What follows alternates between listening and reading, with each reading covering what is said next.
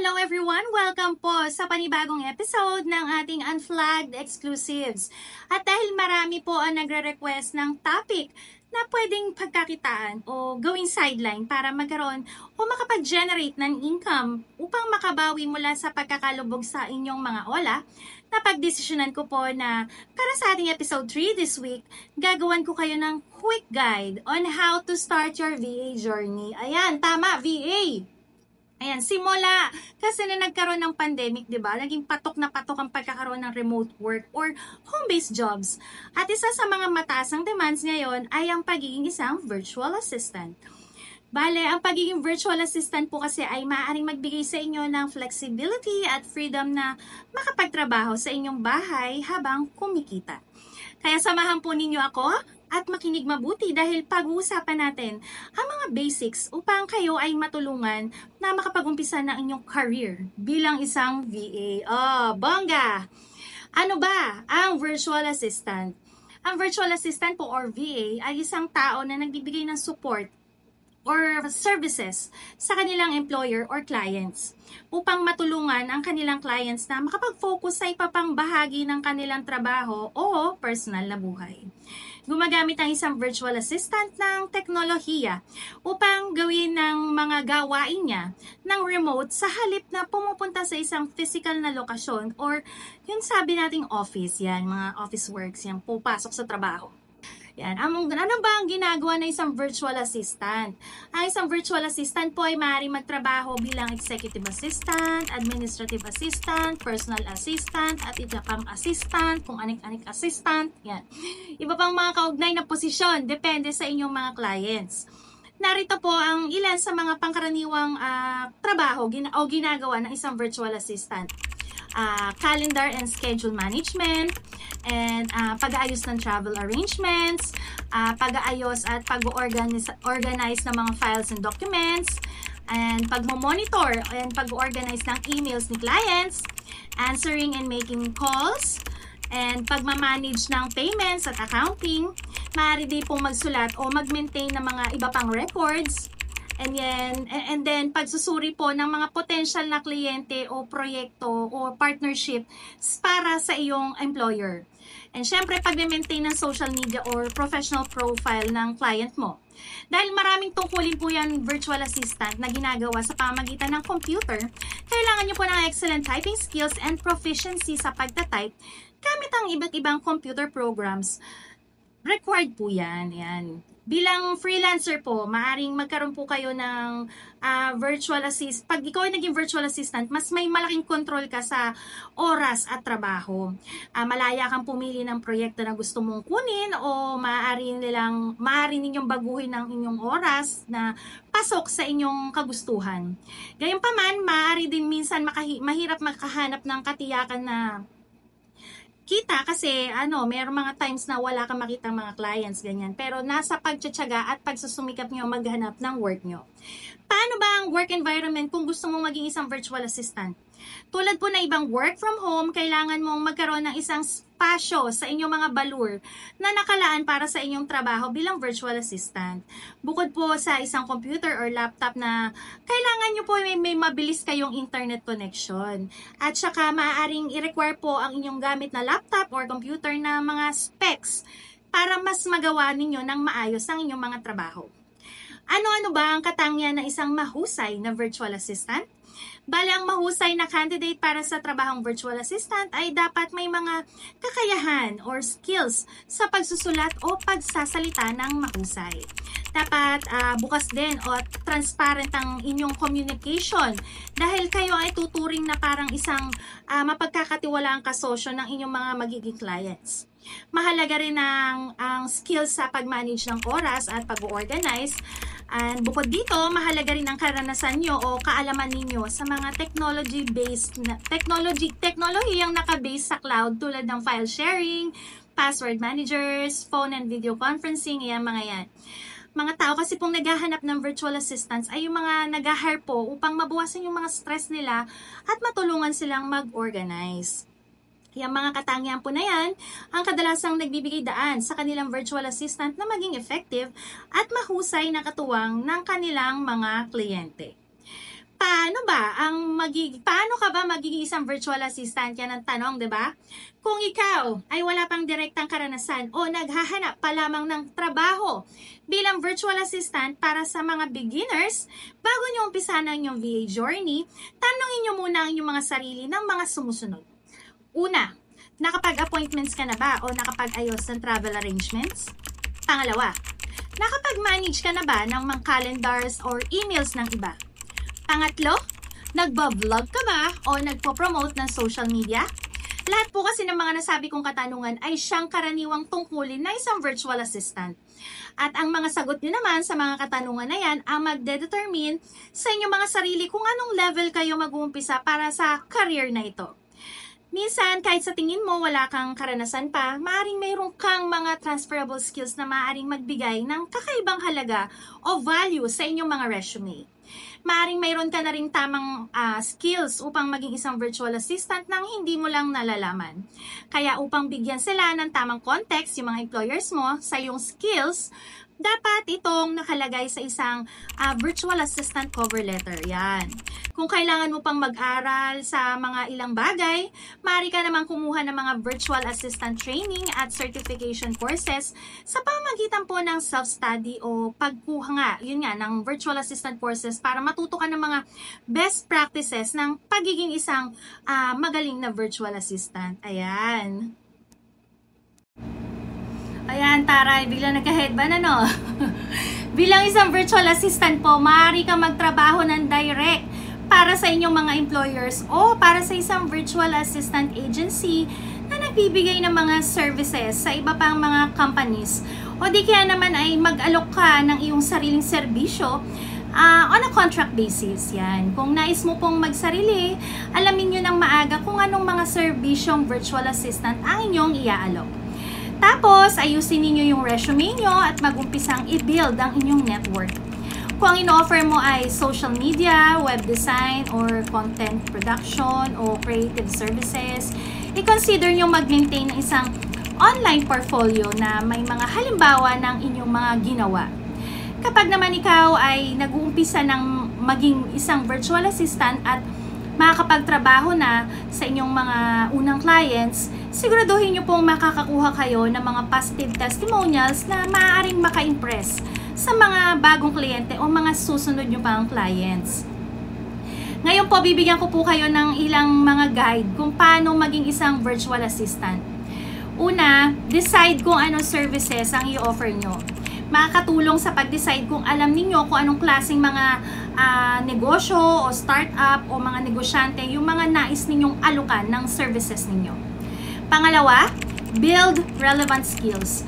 Kapag alam mo na kung sino ang maaari mong alukan ng services mo at paano mo sila matutulungan, suriin mo mabuti ang inyong mga skills at experience. Anong mga skills ang hinahanap ng iyong mga ideal clients sa pagiging virtual assistant?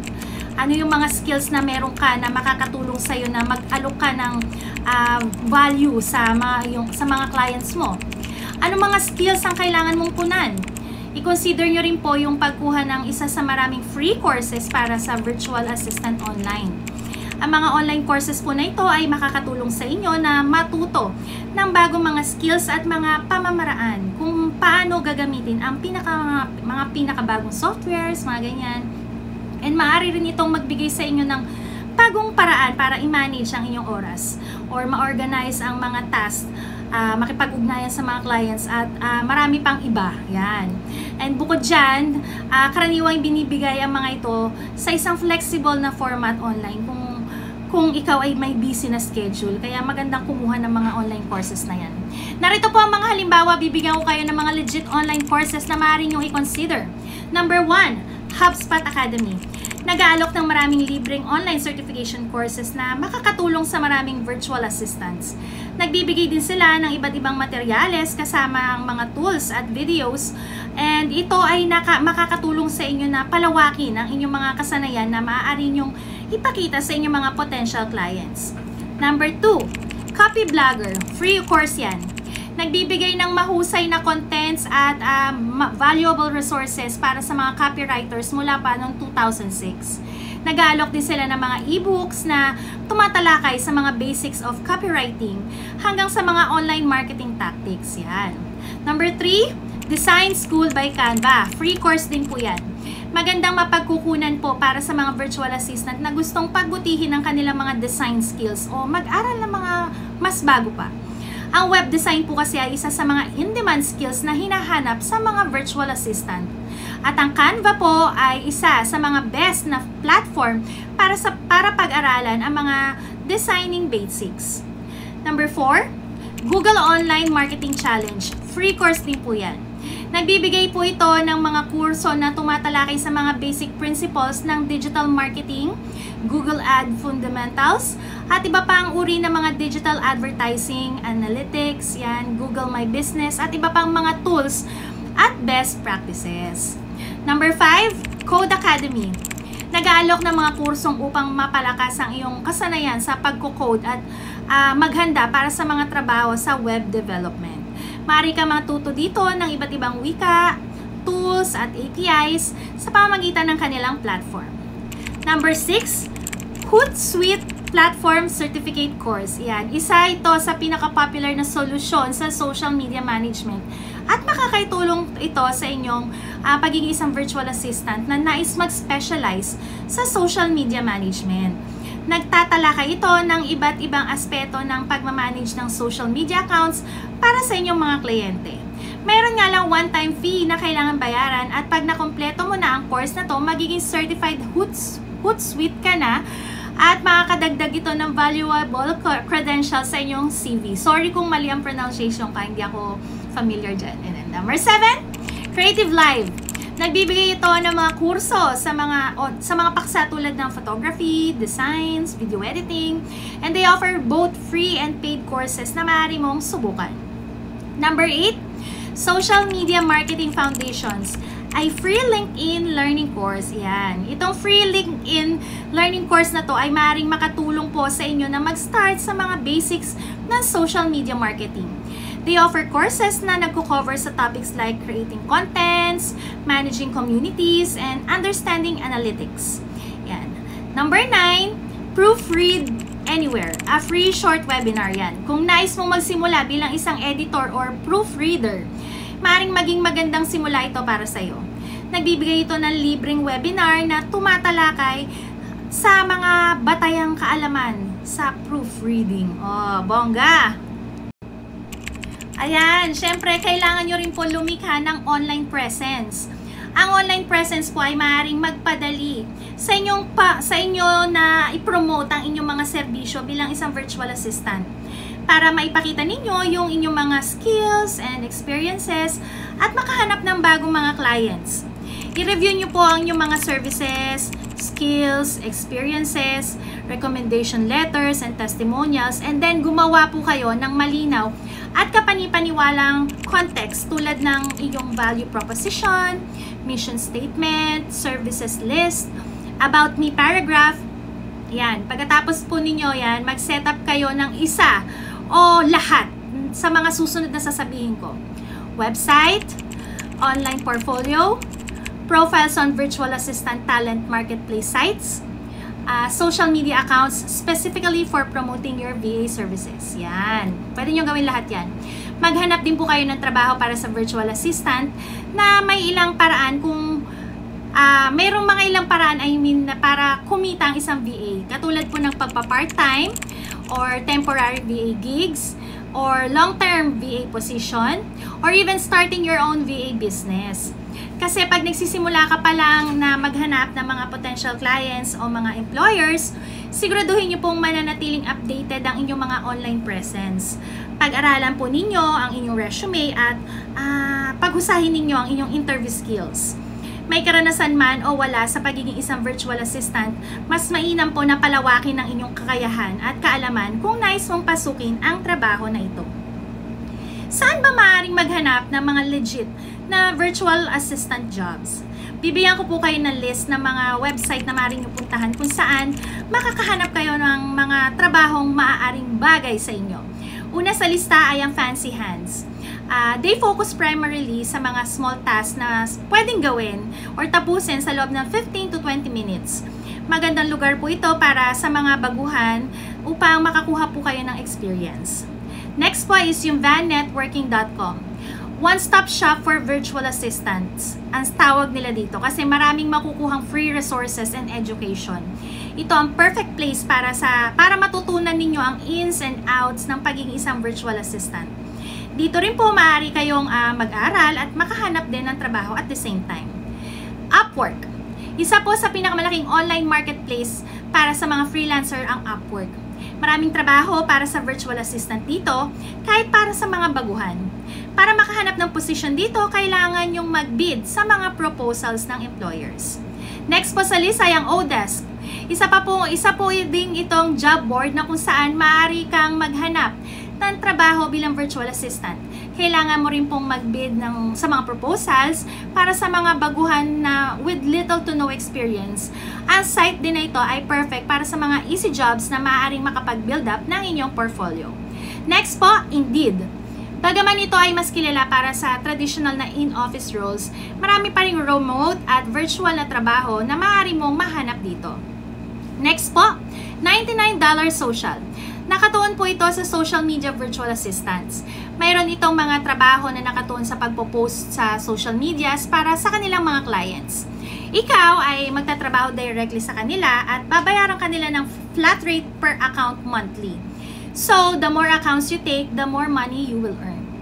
Next po is yung Time, ETC, or etc. or whatever. Nag-hire po yan sila ng mga may 5 years work of experience. Maring magandang lugar ito para sa mga taong may mga karanasan na sa pagtatrabaho sa opisina na nais lumipat sa virtual na setup ng trabaho. Next po ay ang LinkedIn. Kilala po ito bilang isang networking tool, ngunit maaari ka rin makahanap ng trabaho dito kahit na pang virtual assistant. Next po, Viki Virtual. Nakafocus ang trabaho dito sa phone tulad ng pagsagot sa tawag at iba pang administrative task. Next naman po is yung Belay. Isa itong kilalang kumpanya ng virtual assistant. Kaya required na may at least 5 years of experience. Mas preferred din nila yung mga may bachelor's degree at may mga remote work experience. Pero maaari din nilang i-waive yung mga requirements nila na yon kung ikaw ay isa sa mga tamang aplikanteng hinahanap nila. Next po, Zirtual.com. Isang company ng virtual assistant na hindi mo na kailangan maghanap ng sarili mong kliyente. Babayaran ka ayon sa rates nila rather than you setting up your own rates.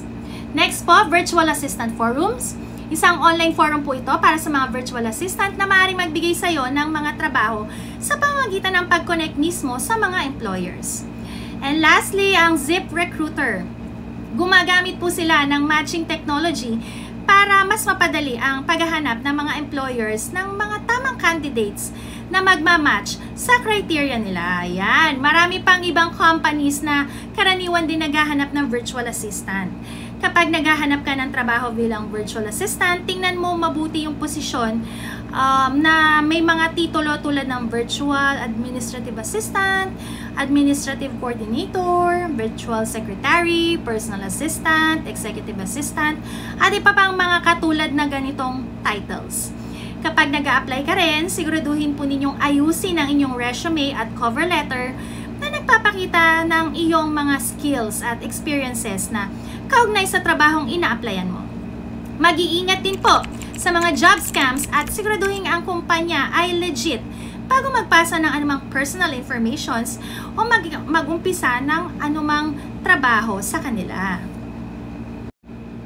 Ayan, natanong-tanong ng lahat din, magkano nga ba ang kita ng isang virtual assistant. Sa pagpaplano po ng inyong karera bilang virtual assistant, maaari kang magtanong-tanong kung magkano ang inaasahang kita pag ikaw ay nagtrabaho sa ganitong larangan. Ang iyong kita ay depende sa mga services na iyong iaalok o sarili mong price rates, pwede rin. O kaya naman sa bansa kung saan ka naninirahan o bilang ng mga clients na iyong pinagsisilbihan sa isang particular na panahon at yung mga based din sa mga kasanayan at expertise. Yan, dyan magbe-base yan. Magandang idea din po yung mag-research ka ng average na kitaan ng mga virtual assistant at hourly rates sa iba't ibang mga job sites. Isang paraan din po para masuri kung magkano ang potential na kita mo ay ang pagtingin sa mga profile ng mga ibang virtual assistants sa iba't ibang online marketplaces. At syempre, para sa pag-apply ninyo, bibigyan ko kayo ng online safety tips para sa paghahanap ninyo ng virtual assistant jobs. Kasi habang naghahanap ng trabaho sa pagiging isang VA, siguraduhin nyo po na kayo ay aware na maraming scams na nagkalat online. Para makasigurado kayo, narito ang ilang tips para maiwasan ninyo ang mga scam habang kayo ay naghahanap. Unang-una po, research the company. Bago ka mag-apply ng isang trabaho bilang VA, siguraduhin nyo pong alam ninyo ang background ng company. Alamin ninyo ang kanilang history, reputation, credibility, sa pamamagitan po ng pag-search online. At syempre, pagsusuri sa kanilang website o pagtatanong sa mga online forums or social media groups. Pangalawa, read the job description. Ayan, basahin nyo pong mabuti ang job description. At alamin kung ang mga responsibilidad at inaasahang gawain ay tugma sa iyong skills at experiences. Mag-ingat sa mga trabahong tila sobrang maganda upang maging totoo. Too good to be true. Pangatlo, umiwas sa mga job offers na may pangakong sobrang laking sweldo. Ayan, mag-ingat kayo sa mga trabahong nag-aalok ng sobrang mataas na sahod para sa isang trabahong virtual assistant. Maaari ito, malamang sa lamang, ito ay posibleng scam. Palatandaan niya na actually na scam. Number 4 is ask for a detailed information. Kapag ikaw ay inimbitahan sa isang job interview or screening process, humingi po kayo ng detalyadong informations tungkol sa trabaho, kagamitan na gagamitin, at iba pang mga mahalagang detalye. Ang legitimate company po ay handang magbigay ng mga mahalagang informations sa kanilang mga applicants. Number 5, safeguard your personal informations. Ayan, huwag kayong magbigay ng inyong mga personal na impormasyon, gaya ng inyong mga financial details, yan, nang hindi mo pa lubos na naiintindihan ang trabaho at yung company na papasukin mo. Number 6, check reviews and feedbacks. Alamin ang mga karanasan ng ibang mga virtual assistant na sa company na yon sa pamamagitan ng pagbabasa o pagtatanong, pagbasa ng mga reviews at feedbacks mula sa mga dating empleyado doon. Maaari din kayong magbigay ng idea kung ang company, ito ay maaaring magbigay sa inyo ng idea kung legit ba yung company. Number 7, be alert for red flags. Mag-ingat sa mga palatandaang maaaring maging red flag.